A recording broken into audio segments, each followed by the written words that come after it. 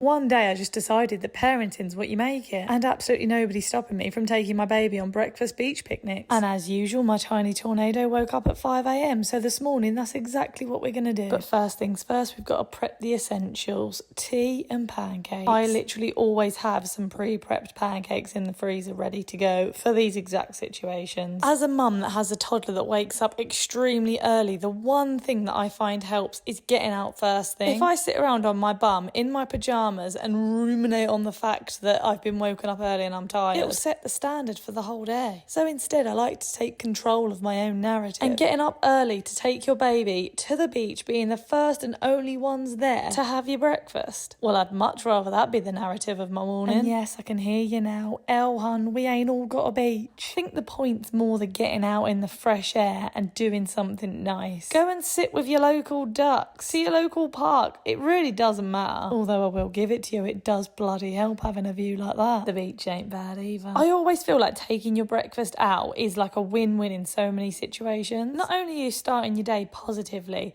but you're taking that mess out of your house, giving the kids something to do, way to burn off energy. And let's be honest, when you're that tired, you'd probably just put the telly on or put some toys in front of them. But instead, you're actually spending some one-on-one time together. And I know I bang on about it all the time, but I promise you, fresh air does have those healing powers. Anyway, it was a fantastic start to the morning, and we came home, washed up our bits from the beach and played with some bubbles. Lils likes to lay underneath and like the bubbles are raining on her. I get asked all the time how I stay so positive when parenting is so hard. And it's not the easiest question to answer because it's not always a conscious thing. But I had to think about it, and here's what I came up with. 1.